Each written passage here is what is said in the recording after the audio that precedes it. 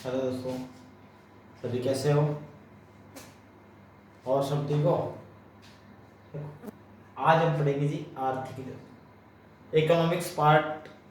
अर्थशास्त्र से संबंधित हम कुछ अध्याय पढ़ेंगे जो railway, NTPC, railway group D और विशेषकर अपन बात करें टीचर्स भर्तियों के लिए पूछा जाता है जो इकोनॉमिक्स, वो आज अपन इकोनॉमिक्स पढ़ रहे हैं अर्थशास्त्र। और इकोनॉमिक्स के अंदर पहला ही जो अपना टॉपिक रहेगा अध्याय 1 की बात करें तो अध्याय 1 रहेगा जी अपना कौन सा, अर्थशास्त्र या पंचवर्षीय योजना। आर्थिक नियोजन है क्या, पहले अपन बात करेंगे जी परिभाषा की। परिभाषा आर्थिक नियोजन की परिभाषा क्या होती है वो अपन बात करेंगे। तो आर्थिक नियोजन है क्या, इसकी अपन मीनिंग पढ़ते हैं तो देखिए, किसी भी देश में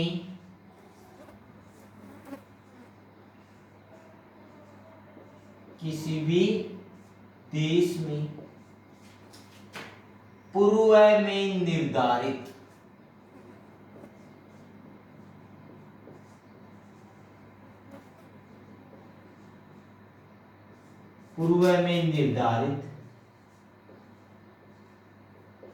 उद्देश्यों की पूर्ति के लिए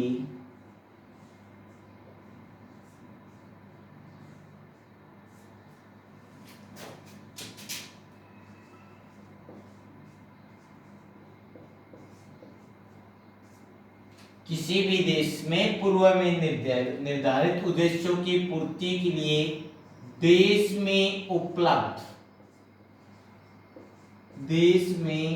उपलब्ध संसाधनों का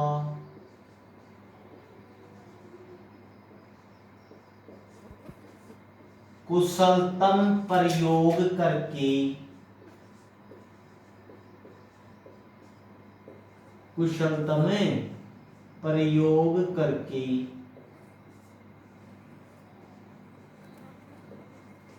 उस उद्देश्य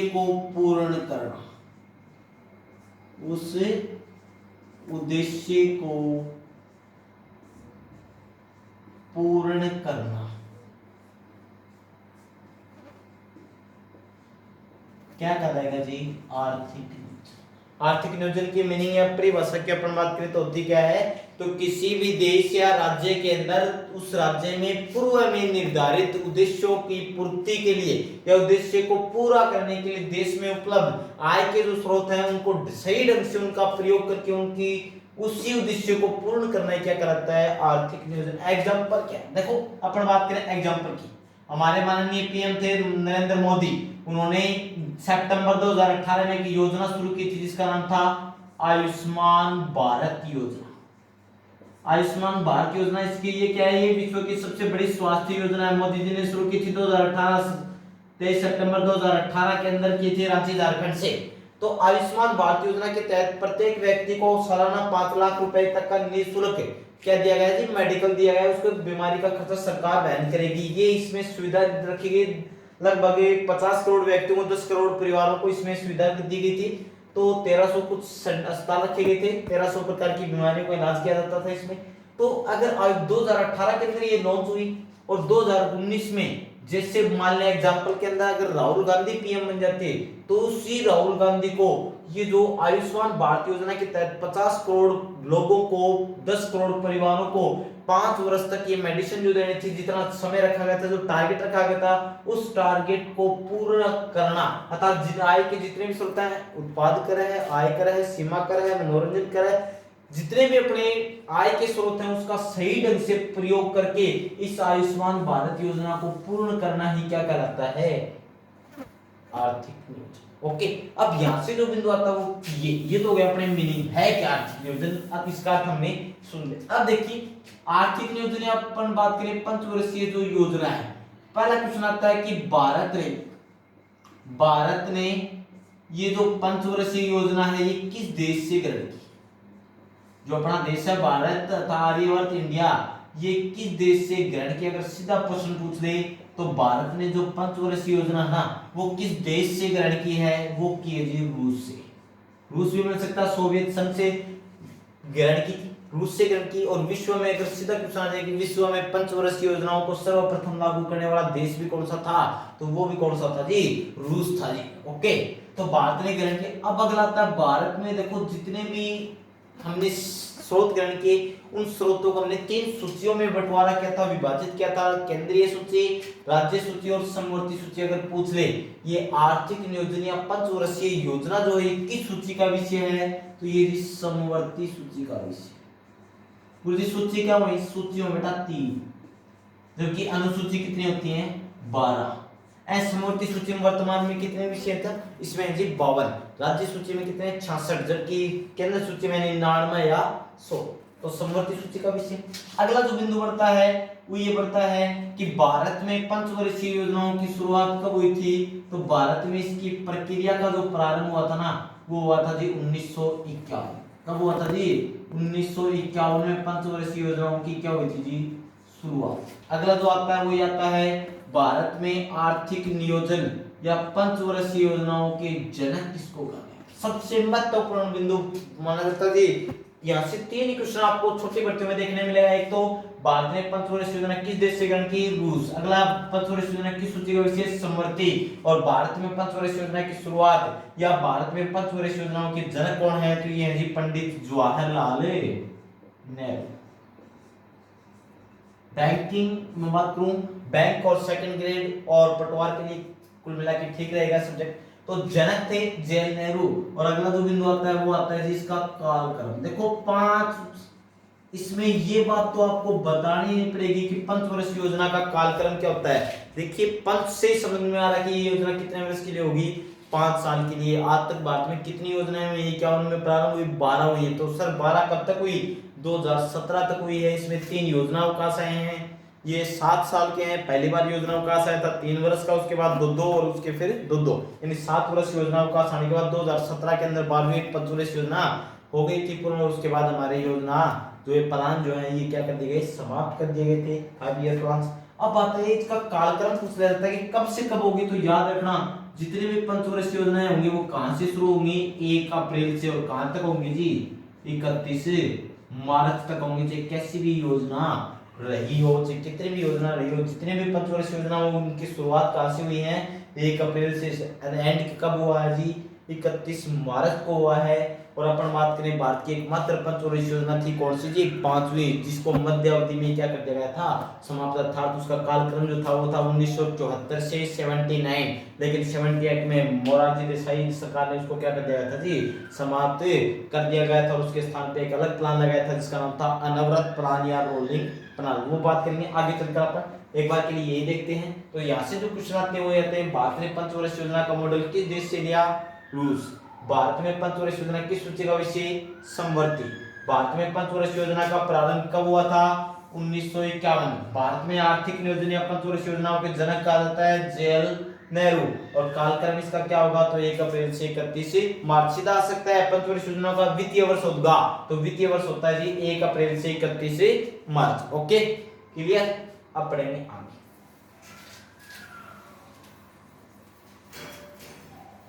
अब देखो जी 51 में प्रारंभ हुई, तो 51 से पूर्व के प्रयास पढ़ेंगे हम। 1951 से पूर्व के प्रयास,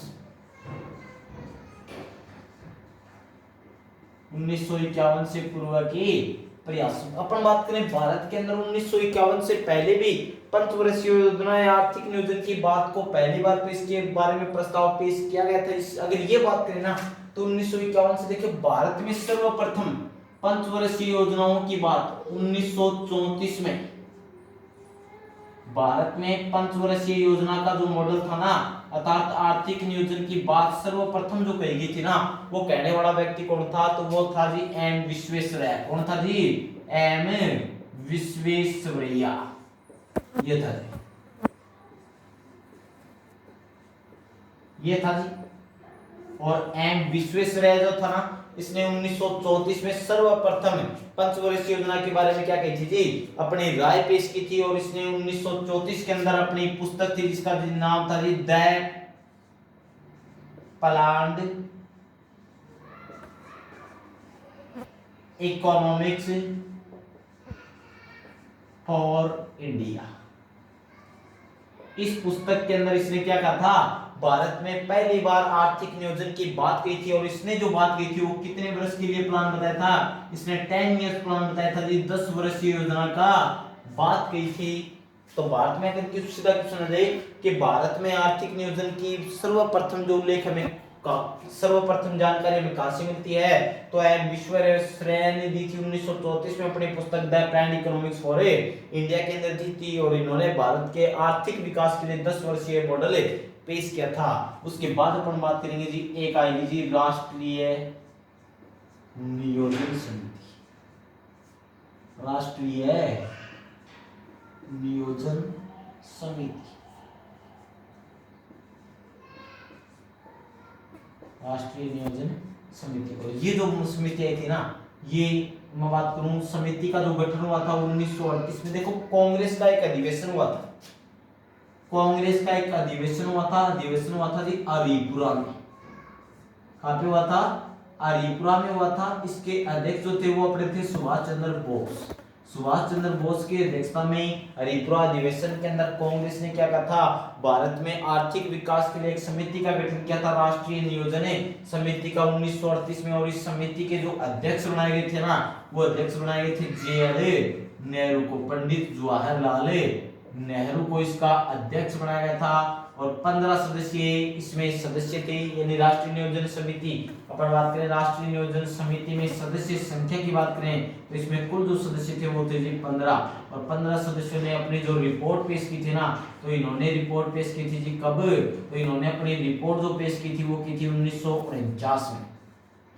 1949 के अंदर इन्होंने अपनी रिपोर्ट पेश की, और इन्होंने भारत के आर्थिक विकास के लिए कौन सा मॉडल रखा था, 5 वर्षीय 5 वर्ष की योजनाओं का मॉडल रखा। इसीलिए भारत में जे.एल. नेहरू की अध्यक्षता में हुई थी ना इस समिति का, इसीलिए भारत में आर्थिक नियोजन या 5 वर्षीय योजना का जनक किसको कहा जाता है, जे.एल. नेहरू को कहा जाता है। उसके बाद अपन बात करें एक प्लान और आया था जिसका नाम था बॉम्बे प्लान। एक प्लान और आया था जिसका नाम बॉम्बे या टाटा बिरला प्लान। ये और ये जो प्लान आया था वो आया था जी 1944 में।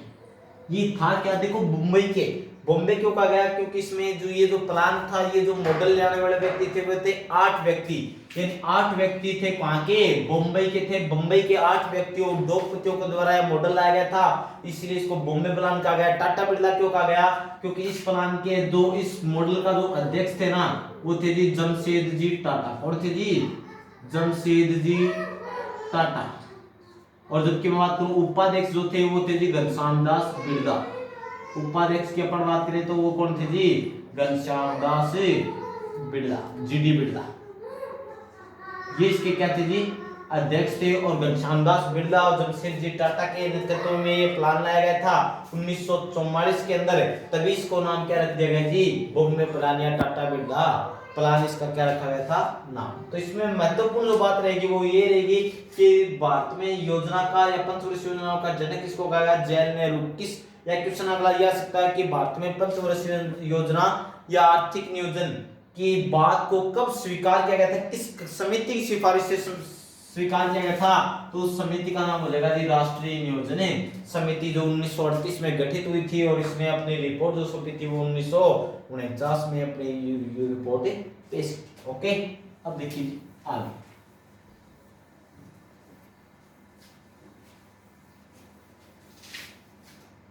अब देखिए अब तक अपन बात करें कुल पंचवर्षीय योजना।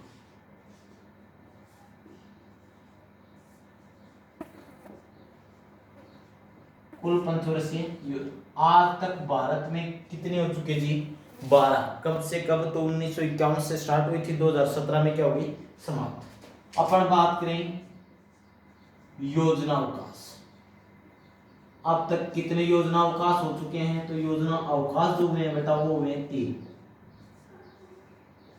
कब हुए 3, कब से कब मैं आपको बताऊं। देखो पहला जो हुआ था वो हुआ था जी 1966 से 79। Okay clear. उसके बाद मैं बात करूंगा, अगला जो अपन बात करेंगे अगला देखिए 1978 से 80। ओके क्लियर हो गया। उसके बाद मैं बात करूंगा अगले जो अपने बात करेंगे, अगली जो हुई थी वो हुई थी 1990 टू 92। ये अपने 3 योजनाओं का आई थी। अगर पूछ ले एक वर्षीय योजना, तो एक वर्षीय जो योजना हुई ना वो कितनी हो चुकी है, वो हुई थी 7। एक वर्षीय योजना कितनी हो चुकी है, 7। देखिए 3, 2, 5 और 2, 7। अगर सीधा पूछ ले वर्तमान तक कितनी योजनाएं हुई हैं, 12। कितनी योजनाओं का है, 3। कितनी एक वर्षीय योजना हुई है, 7। Okay clear. अब देखिए जी आपको इतना ध्यान में रखना होगा कि जो पंचवर्षीय योजना है, एक तो इनका पूछा जाता है मॉडल, या फिर इनका पूछा जाता है कार्यकाल, या इनका पूछा जाता है प्राथमिकता किस चीज में, यानी प्रथम पंचवर्षीय योजना इसमें सर्वाधिक बल किस पे दिया गया, प्राथमिकता क्या रखी गई थी, ये इसमें विशेष कर रहेंगे। अपन एक बार थोड़ा आज के लिए मोटा मोटी पढ़ेंगे। प्रथम पंचवर्षीय योजना,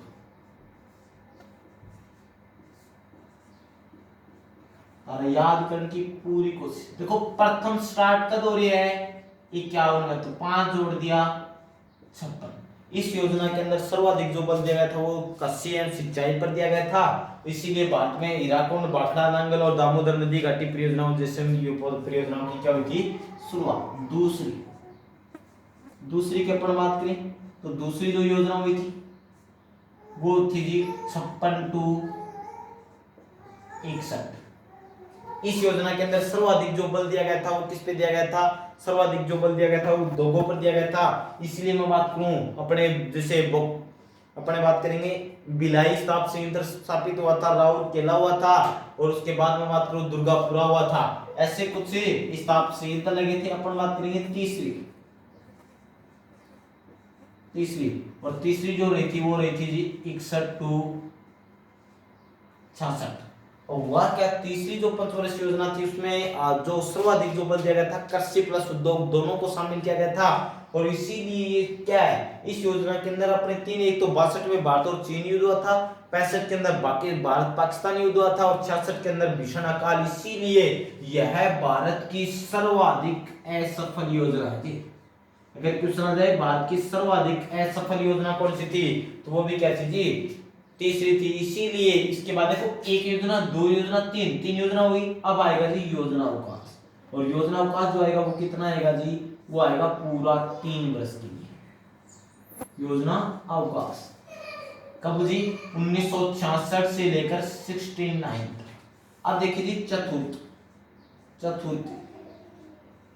और चौथी जो पंचवर्षीय योजना रखी गई, देखिए 69 तक हो चुकी, तो 69 टू 74। हुआ क्या इस योजना के अंदर क्या है, इंदिरा गांधी ने भारत में पहली बार 19 जुलाई 1969 को क्या किया था जी, मैं बात करूं 19 जुलाई 1969 को, एक तो क्या था जी भारत के अंदर 14 बैंकों का राष्ट्रीयकरण किया था। एक 15 अगस्त 1969 को इसरो की स्थापना हुई थी। और उसके बाद में बात करूं और भी बहुत ज्यादा इसमें कार्य है। उसके बाद में बात करूं 1966-67 के अंदर भारत में एक हरित क्रांति की शुरुआत हुई। तो सीधा क्वेश्चन आ जाए कि भारत में सर्वाधिक कृषि में बात करूं या फिर मैं बात करूं कृषि वृद्धि दर सर्वाधिक किस योजना में हुई थी, तो सर्वाधिक कृषि के अंदर वृद्धि जो हुई थी वो भी कौन सी में हुई थी, चौथी में हुई थी। क्योंकि उन बीते पहले योजना अवकाश में कौन सी योजना शुरू हुई थी, हरित क्रांति योजना स्टार्ट हो गई थी। इसी कारण सर्वाधिक कृषि वृद्धि दर भी रही थी। अब देखियो जी 5 और ये जो अपनी रहेगी वो रहेगी 74 टू, ये थी देखिए 74 से 79 चलना था, लेकिन 77 के अंदर अपने मोरारजी देसाई की सरकार बन गई थी। इसके कारण उन्होंने 78 में इस 5 ईयर प्लान को यानी 5वीं को क्या कर दिया गया, मध्यावधि में समाप्त कर दिया था। मध्यावधि में समाप्त कर दिया था। और इसके स्थान पर अपना एक प्लान लगाया था जिसका नाम था अनवरत या रोलिंग प्लान। अब देखिए जी छठी और छठी जो अपनी रहेगी वो रहेगी बीच में। अब देखिए जी बंद कर दिया। उसके बाद यहाँ पे क्या आएगा जी, योजना अवकाश आएगा। और वो अवकाश जो आएगा वो कितने साल के लिए रहेगा, 2 साल के लिए रहेगा, 1978 से 80 तक। और 80 के अंदर दोबारा अपने माननीय पीएम बन जाएगी इंदिरा गांधी, और 80 के अंदर दूसरी योजना लग जाएगी जिसका नाम है छठी पंचवर्षीय योजना। और इसका जो कार्यकाल रहेगा वो रहेगा जी 1980 टू 85। देखो पहले 3 आई, उसके बाद 3 साल का योजना अवकाश, उसके बाद 2 आई 2 साल का योजना अवकाश। तो अपने कालक्रम से चलते चलेंगे 85 तक। छठे में क्या हो, छठे में देखो जी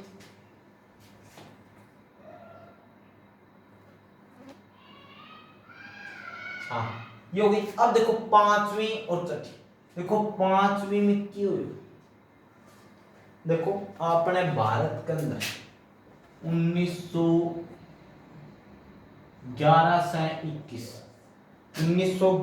21 में भारत में देखो क्या हुई थी, सर्वाधिक भारत की महान विभाजन रेखा भी की हुई थी। क्यों, क्योंकि इस 10 साल के अंदर भारत में 77 लाख लोगों की क्या हो गई थी, मृत्यु हो गई थी, कमी हुई थी। के बाद में भारतीय लोग एक चीज अपनाई, उनके बाद में कि मरता गया देश आजाद हो तो 47 में जो देश आजाद हुआ पहला भारतीय एक ही चीज बना ली, ये बना ली। पूरे 76 के अंदर के प्रोग्राम चालू करे तो 1976 में इंदिरा गांधी एक प्रोग्राम स्टार्ट कर दिया बना तो जनसंख्या यो के लिए 47 में जो आजाद हुआ।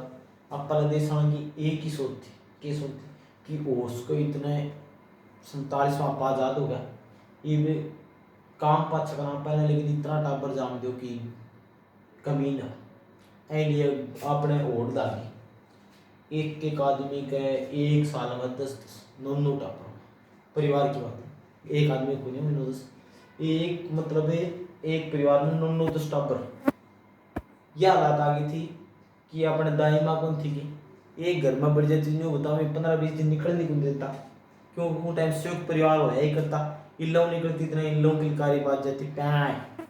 तो ए लिए अपना भारतीय लोग मतलब एक ही सोच रही है, अगर अंग्रेज आवे तो पानी जब पानी पे अपना टब्बर बहना चाहिए, एक आदमी को 40-40 टब्बर मतलब के खाती मेरे को। तो ए लिए जनसंख्या नियंत्रण कार्यक्रम चालू करो, क्षेत्र में इंदिरा गांधी की कह कंट्रोल करो, और कंट्रोल करना है इतना भयंकर कार्यक्रम छुड़े हो कि गाड़ियां होती चुई चुई करती होती, पकड़ के घालती, कोई भी आगा पकड़ो पकड़ के आगो का इतना भयंकर जनसंख्या नियंत्रण कार्यक्रम चलाए गए। तो एन बोली जनसंख्या नियंत्रण। तो हमने 6 योजनाएं पढ़ी, हमने आज पढ़ा आर्थिक नियोजन, कुछ पंचवर्षीय योजनाएं, उसकी आधारशिला, कुछ हमने उसके अपडेट्स की, उसके बाद अपन बात करेंगे आगे। देखो ये मिटाओ एक बार,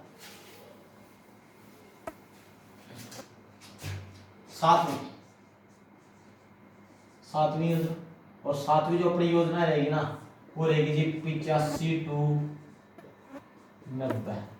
पता ही नहीं 80 टू 85, 85 टू 90 दो की दोबारा योजना अवकाश,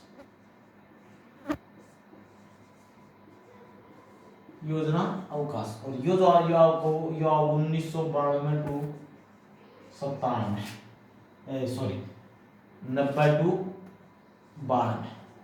ये देखो जी 8वीं, और 8वीं का जो कालक्रम रहेगा वो रहेगा जी 92 टू 97। 9वीं